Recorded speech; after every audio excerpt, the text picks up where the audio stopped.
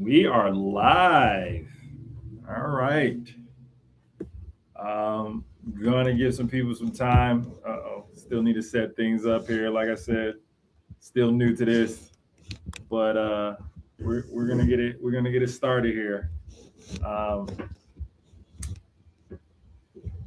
so uh, again, welcome to Aspire Beast Council review. Um, the whole point of this is to uh, uh, analyze deals so people can get comfortable with analyzing different types of properties so that they know how to move forward and not get stuck with analysis paralysis. The whole point of us doing this and providing this in the Facebook group is to, um, give you some hints and, tips to, accomplish analyzing deals, because at the end of the day, analyzing deal is just a funnel, right? It just allows you to take steps into moving forward with the deal, because at the end of the day, um, it's on a piece of paper, and in our case is going to be in a calculator we created in ChatGPT, right? It's not real. It's not a real world thing, right? You could close on a Monday, and on a Wednesday your roof, the lightning hits the roof and your whole analysis is, it goes up in smoke, right? So our job is to try to make sure that even if that happens, you have the resources um, in place so that you can recover from it, right? Insurance will come into play, but that might throw off your numbers, right? Because you were expecting to be collecting rent, now you're not collecting rent because you have to replace the roof and go through those things. You might have to come out of some pocket that you wasn't expecting to come out of pocket at that point. Um, so again, we're just trying to provide a service to you guys so that you know how to move forward. Again, this is not a spreadsheet. Aspire Beast Council was created for Aspire members that are learning to grow, learning how to, run their real estate business. Because at the end of the day, as I like to tell my clients when I start working with them, is that I don't help you buy a property. I help you buy a business. It just so happens to be a property, right? And that's exactly what you're doing, right? You're looking at income statements, you're looking at balance sheets, you're looking at the rent roll. Those are things you don't do when you're buying a home, right? You don't look at those things. You might look at taxes, but we look at taxes differently, for the simple fact that we have to make sure all the expenses um, is under the amount that what the rent we can let, right? And the difference between when you're buying a home and you're buying a rental property is that you can raise rents. You can't always raise your income, right? Unless you're buying an investment property, right? That's how you raise your income, is you bring in more income. Where you have a 9 to 5, you got to wait till you get a bonus or you get a raise. So these are the things that we try to help you do to assist you with, you know, running your business. Because as I tell my clients, day one, soon we closed, you bought a business, you own a business, and now you need to run it. Um, and so what we're trying to, also do is that give you a structure framework, right? We are trying to give you something where you can follow so that you can quickly analyze deals and things of that nature. Just want to give you a heads up, near the airport, so you might be hearing some noise in the background. You might hear some sirens, because things are moving around the airport. Um, so Aspire Beast Council. So basically, what this is a structure framework. We evaluate 5 exit strategies. So you have your buy and hold, you have your BRRRR, you have your fix and flip. We do seller creative financing and then wholesaling. So those are your 5 exits, right? That's how we can get a deal done. Obviously, there might be other things out there, right? There's the taking over mortgage and things of that nature. We don't really kind of do that from that standpoint. So this is just really the 5 exit strategies we look at. Because at the end of the day, we want you to find ways to keep proceeding forward, right? This is a funnel. Capital protection overrides deal enthusiasm, right? That at the end of the day, this is what this is supposed to accomplish. This is supposed to help you understand that what we're trying to accomplish is helping you protect your capital, right? Because you have money that you need to put in a deal. We want to make sure you're trying to put in the best deal possible for you. As our creator of Aspire, Ryan, he always says, every property can be a deal, right? It just depends on who wants the deal and how are you trying to accomplish the deal, right? Every property can be a deal, guys. It just depends on what is your return, when you want it back, and how and what do you want your return to be, right? That's why most deals don't work, is because someone has an exit strategy at a certain point and they want a certain return, so then that property doesn't work. Ryan, our creator, says he wants to hold things for life, right? So in that case, most of the deals he gets under, they're going to be successful, because if he holds it for so long, it will make money and it will recover everything that you put into it, because it's just going to keep accumulating cash flow. So it just really depends on your time horizon and things of that nature. All right, moving along. So most investors start with an ARV. We think that's a mistake, right? Sometimes wanting to know what is the after rehab value doesn't always dictate things, right? Because things shift. So what we do with Aspire is that we actually use that acronym. We use the acronym to help you find deals. So from that standpoint, A is for address, asset. S is for seller situation. P is for price and purchase assumptions. I is for improvements. R is for revenue. And E is for exit strategy. So that's Aspire. That's how we analyze the deal, and that's how we move forward. So I did pick a property that I'm already going to analyze. Because I am a licensed real estate broker in the state of Wisconsin, I don't want to necessarily choose deals that are actually on the market right now, because I don't want to say that's, I don't want to talk crap about it, because it might come back to me. So I do have to be a little selective from that standpoint. So I'm actually going to pick a deal that I actually did recently with one of my clients. And the reason why I wanted to pick that is because we initially went into it, right? We had the ARV, we went into it one way and ended up turning out doing something differently.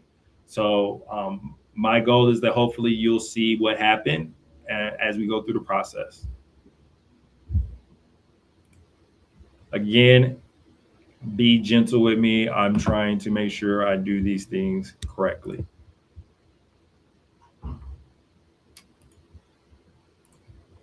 All right.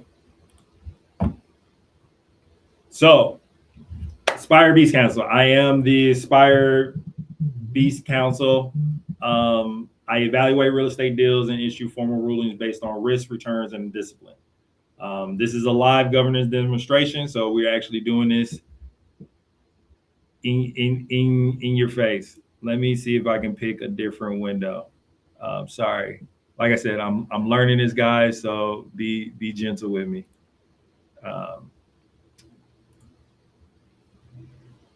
No. There we go. Hopefully you can see that.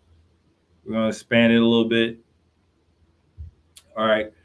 Capital, capital protection overrides deal enthusiasm. We will be underwriting sequential using Aspire, evaluate all 5 exit, calculate required metrics, and issue a formal ruling. So one of the cool things that I like about this is that as we put more information into the deal, it gives us more points. Because if you use it to just put in the information, then you won't get as good of a response to it. So we tried. I created this basically so that the more information you put in, the more points you get, even though it might be a bad deal, right? You if you put in all the information so that it can do the best that it can, then it will do. It will still score you a little bit higher. It just won't, give you enough points where you be like, hey, this deal should move forward. So pretty much the deal is set up that you want to get 70 points or more, so that you know that this is a good deal or not. And then that's how you can play with it. Instead of it just being a spreadsheet, when it's 70 points, you can be like, okay, is there something I can play with? Is there a price that I can change? Can I change the rehab budget? Can I do something that will allow me to improve the outcome of the situation? All right. Sorry, I'm trying to make this work here. So address. So I kind of already picked one. Like I said, I told you guys about that. So 7126 West Congress Street. I inputted it. It's a single family residence, 2-story colonial. It's year build 1930, 1,400 square feet, 3 bedrooms, 1 bath, a detached 2-car garage, full basement. Observed, conditional, is dated but stable. Went into the property. That's correct. The seller that was selling it pretty much lived there for a long time, and they were basically getting ready to sell it.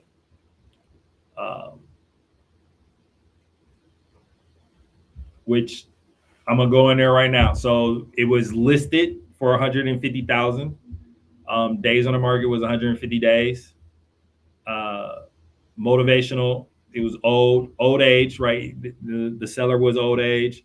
The flexibility. There was some flexibility in there. We didn't know the mortgage at the time, but as I started negotiating, we were able to get it to a price that we thought it was feasible. It was on the market for 150 days, about time when I want to say when we got it under contract, we closed a couple months later. So because I initially had it under contract with one client, see, this is a perfect example of why I want to use it. Had it under contract with one client, and the client wanted to get it down, I want to say probably another $5,000, and they wasn't willing to do that. So instead of me just letting this deal go away because I thought it was a good deal, and again, $5,000, I know on some people might seem a lot, but at the end of the day, when you look at a mortgage, $5,000 is about $5 a month.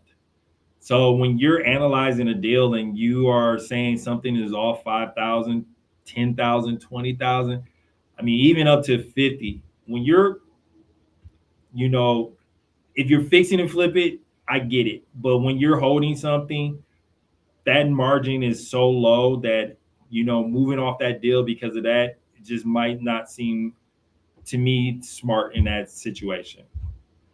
I'm going to see. There we go. I can get full screen. There we go. All right. Like I said, I'm still learning. Don't hate me, guys. By the time we got it, so it was under contract, and then it fell out of contract. And because I did know the other listing agent and it was something that we were interested in, he did reach out to me after that deal fell through. We saw it back on the market, and so we went after it. And so again, my original clients got it under contract. We got the deal basically down to 127, and those initial buyers wanted it down to like 120, I think, or 122 or something. They needed it less. So they was like, well, because they wasn't willing to do it, they let it go. So I reached out to my client, who was also an out-of-state client. These clients were out of the country.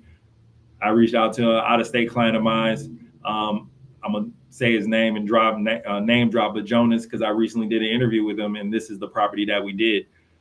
So reached out to him, said, hey man, I got this really good property. I got some clients that I don't think they really see the true value in this and what it can be. I believe it could be a fix and flip, and that's how I initially analyzed it. And again, sometimes, that's not what it ended up being, but like we said, we'll go through it. So I analyze it at that, but then I did analyze it to run rents and things of that nature. So we actually target price was 127. So we put it in that price for it to be 127. That's what we got it at, and that's what we kept it at. Closing cost was around 3%. He was using hard money.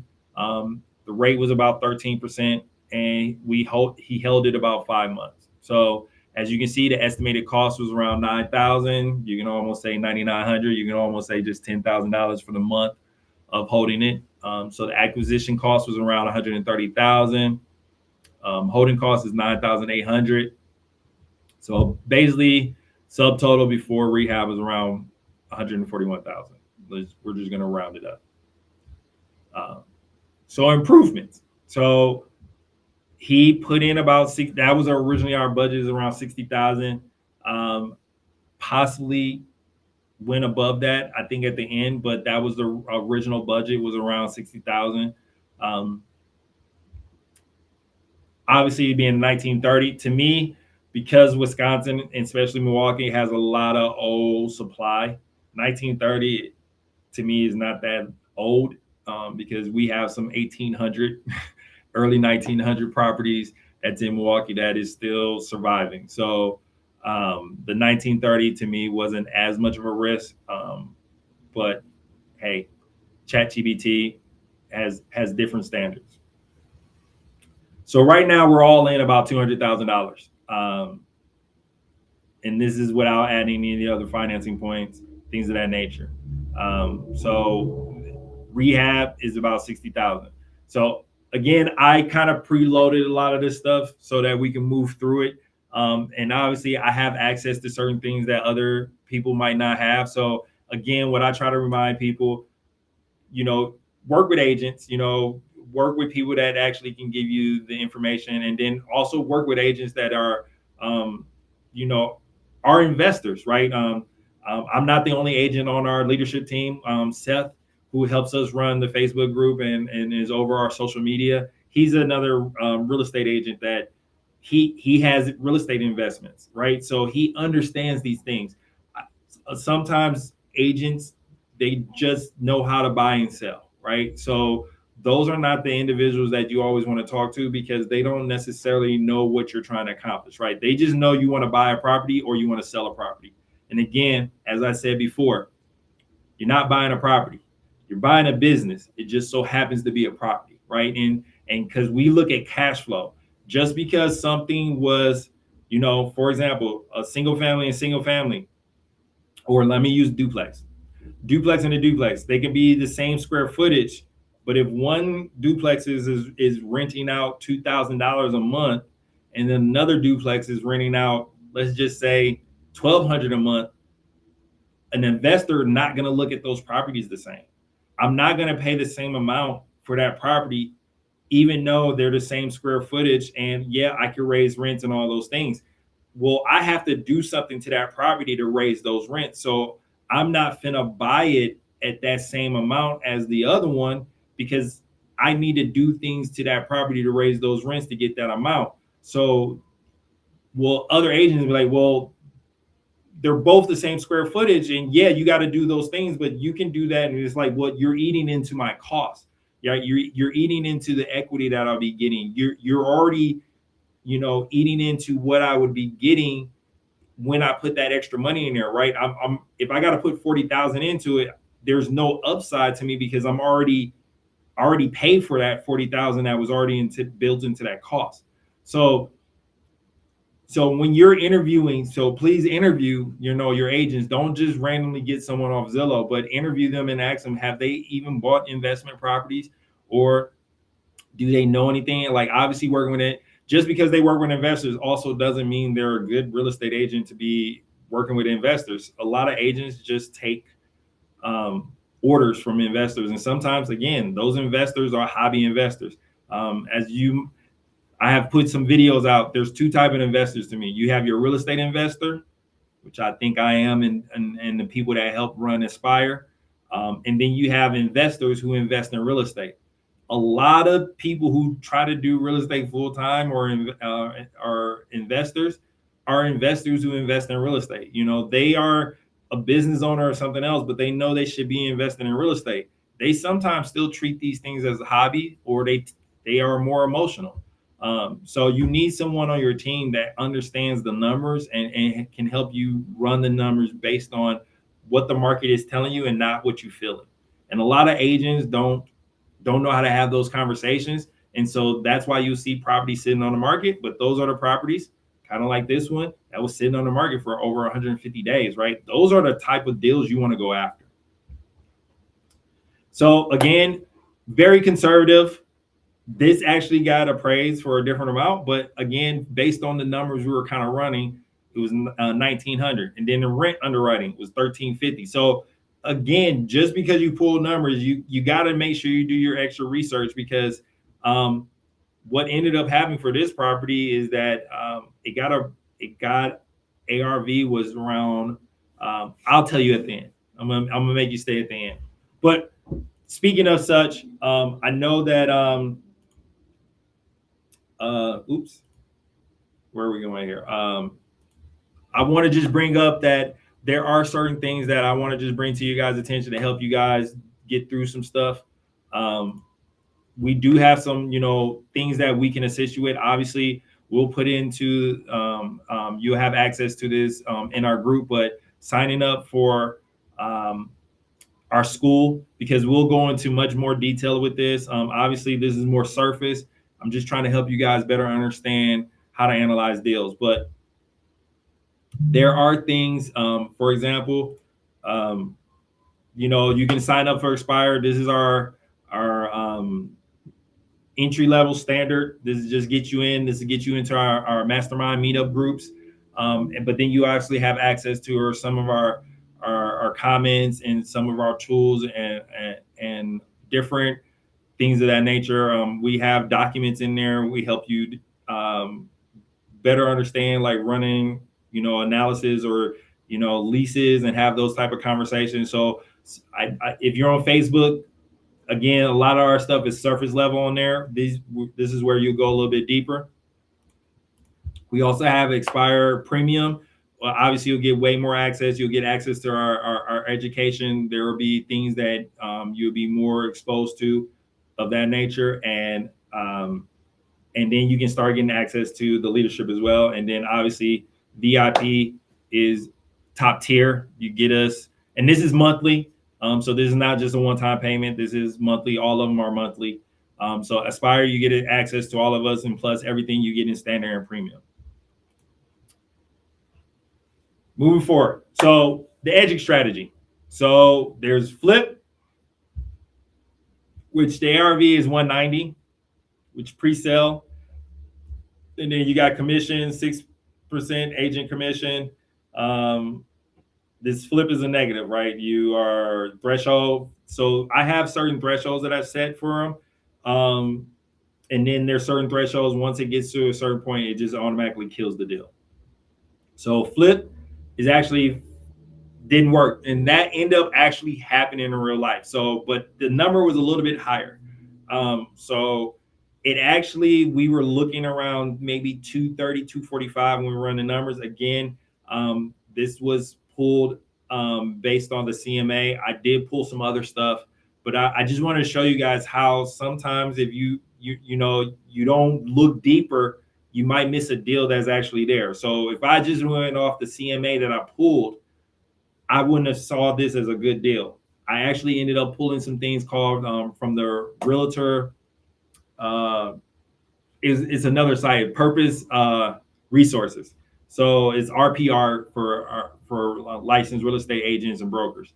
So that was something else that I pulled that I actually got the higher number. So the number was between 220 and 245. So that's what was for a 3-bedroom, 1-bath. But we also started looking at stuff that was 3-bedroom, 2 baths, and they were around 245 to 265. So that was one of the reasons why we thought we might can get a little bit higher, because we were updating everything. So now the BRRRR at 190, right, is 142. Capital invested, you're in 200,000. Capital left in this deal is 58,000. Cash trap, this fails. Buy and hold, rent is 1,350. Annual growth 1,600. Assume expenses is 35 expense. NOI 10,530. It's valued at 190. Cap rate 5.5. Assumed loan is at 7.5. Estimated DSCR is near 1 point, so it's not a good one. DSCR tends to want to be around 1.2.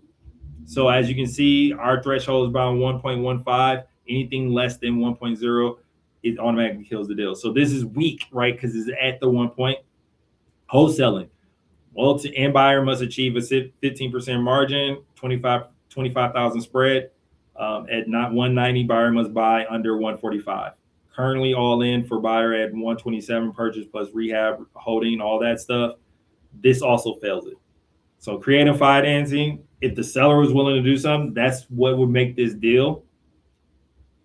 But we didn't do that. So the required metrics for the summary is ARV is 190, total investment is 200,000, flip profit negative, ROI negative, cash on cash is weak, DSCR borderline weak, maximum acceptable offer is 70% rule. So 190 times 70 needs to be 133, which basically we kind of had that, right? Because we had it at 127, less 60,000 rehab. So you have to buy it at 73,000 for it to be acceptable from that standpoint. Current target price is 127. Required for safety is 73,000. So based on this and what the numbers we put in, this would have been a kill, right? So again, the council scored it at a 32 out of 100. This would have been rejected. What the council supports is strong negotiating leverage, 150, solid break asset, clear rehab. What the council flags is severe margin compression.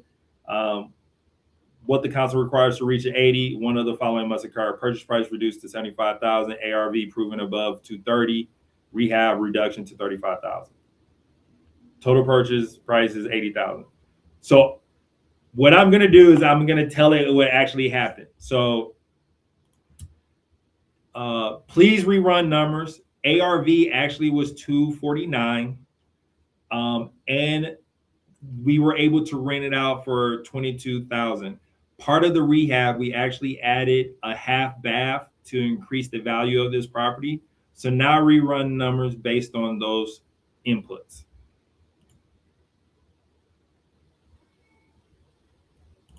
So now I'm going to rerun it at this amount and see what it says. So ARV was 249, actually rented, achieved at 2,200, clarifying 22,000 annual. Half bath added during rehab, 3 in bed, 1.5. Rehab budget remains 60,000. Purchase 127. Hard money 13%. 5-month hold.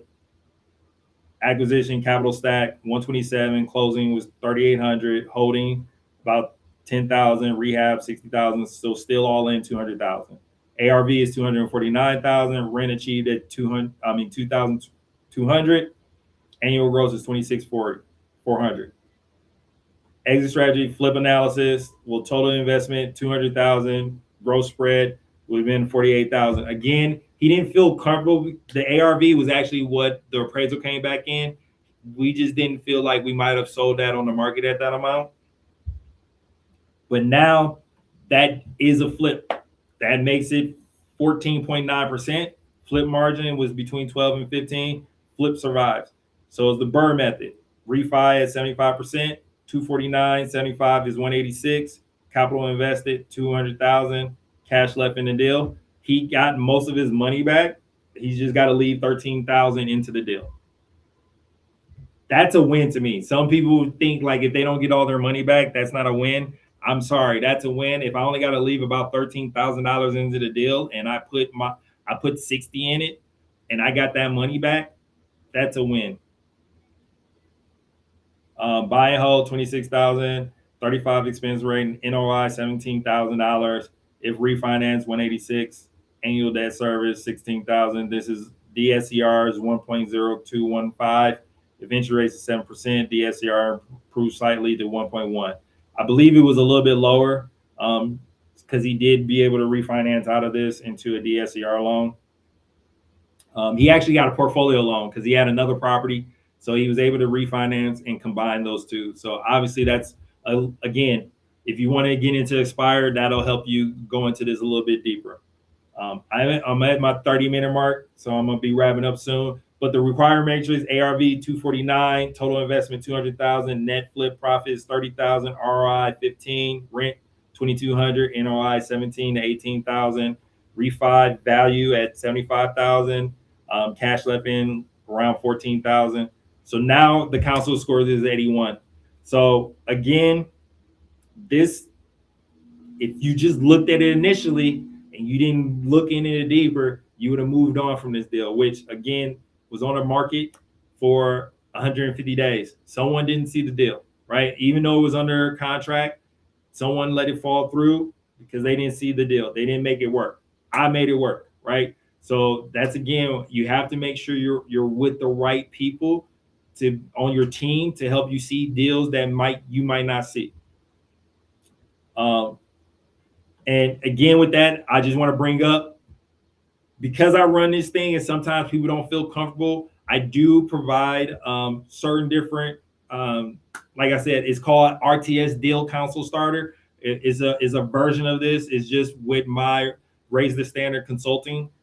So I do offer this. So I offer $149 a month, where I will analyze. For this one, this is the starter kit. I analyze about 10 deals for you a month. I'll go through, running the analysis for you, pulling the rent meter reports, also doing a CMA, also doing a neighborhood report, and then I will actually go to the properties and videotape them for you. So for $149 a month, you can get 10 deals a month that you'll get all those reports.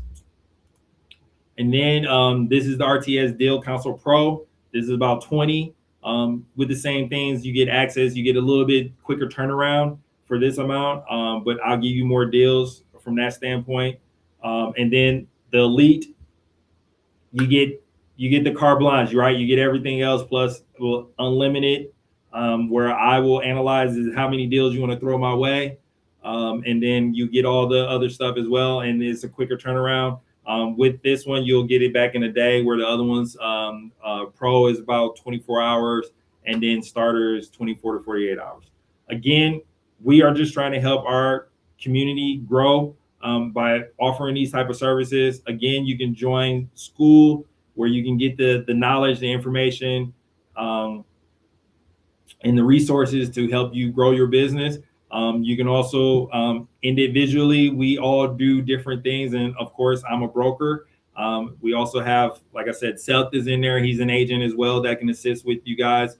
And this is something that I provide. I like to call myself the numbers guy. I have a finance background, so I try to provide services that help you guys, run your business efficiently. So again, if you just ran this number, and even using our calculator, based off the information I put in there, the calculator would have said this is not a good deal. However, I did deeper research. There was some different analysis that I found out. So like I had to go a little bit deeper to get that information, go to some different resources, reassess it, right? I had to go into the property and understand that there was an actual space in that basement where we could have put a half bath. If you just ran the numbers and never went to that property, you wouldn't have saw that, and you wouldn't have known that that was a possibility. So again, the analysis gets you going. You still got to go look at properties, guys. And that's why I say you got to find an agent that'll let you go to those properties so you can see certain things, and you can analyze things a little bit differently. So again, I'm going to be wrapping it up here. We want to use this to help educate you guys, right? And again, this is surface based. Like this, we don't go very much into detail. You have to join school for that. Hey, that's how it is, right? But this knowledge, right? We have 6 people on our team, on our leadership. We have Ryan, who's our leader. He has 67 units. He's one that spearheaded this. He's the one that got us all in a room and started this and following his lead. And because he's living financially free. He lives off of his units. He does this for a living, right? He doesn't do anything else. He's a real estate investor. This is what he does. He does syndications. He has other people giving him money to find deals. We have other Ryan Jones. He's a fix and flipper. He's our contractor guy. He can walk into a property and tell you what needs to be done or what's wrong with it, and analyzing. He's done multiple fix and flip deals. He's currently working on some right now, and he's looking for another one. So that's that guy. Like again, Seth has a couple of properties under belt. He's transitioning. He has his real estate license. He wants to do more of this full time, but he's a real estate investor that realized that he wants to be a real estate agent and want to help other people and build his business that way. We have Nathan. Nathan is he's our Airbnb arbitrage guy. He has a couple properties in Texas that he's arbitraging right now. He also knows how to do the credit stacking and things of that nature. So if you're interested in that, please reach out to him. He also has an Airbnb up in Wisconsin as well. I hope I'm not missing. Devin is our commercial broker. He has a investment property right now. He was house hacking. Now he's ready to the point where he's selling it. He's a veteran. He knows how to use the VA. And like I said, he has commercial dealings right now, multi-million-dollar deals on the market. So he knows how to do the commercial. So we're well-rounded to help you guys. And then if you want to say me, like I said, I'm a numbers guy, financing background, real estate investment broker. I help you, I help you run your business from day one. As I tell people, when I get my commission check, that's when the business starts for me. Finding a deal sometimes can be a little bit easier, but helping you navigate everything once you sign the dotted line is where I come in and where my skill sets come in. As I said on a couple of my videos, is repositioning, right? I don't help you sell something. I don't necessarily help you buy it. I help you reposition it, right? When we buy something, we're repositioning to having better tenants in there, having a better property. If we're selling it, let's reposition it so that we can get you in a better place so you can actually make some money off that deal. Again, in there, you guys will have access. If you go to Facebook, you'll be able to link into school where you can sign up. Again, I have things that I'll be putting on there. If you want some help with analyzing deals, I can do that for you. And we won't charge you per deal. We'll charge you monthly. So it's a subscription fee. So, you can get 1 month and get what you can get out of it, get a deal. And then if you say, hey, I need to turn it off, I'll turn it off. But again, thank you for joining. We're doing this once a week where we'll analyze a deal and help you walk through it. Again, because I'm a licensed broker, it's typically going to be a deal that's off, is already closed, and then we'll be running through it. Eventually, we're going to get to a point where we'll have people send in a deal. Again, it's going to be a little iffy because I can't do anything live. Hopefully, we'll get some of our other people on our team to be doing some of this where they can do the live ones and we can move forward. But again, thank you for joining us at Aspire. This is the Aspire Beast Council review, and we'll see you next week. Beleza.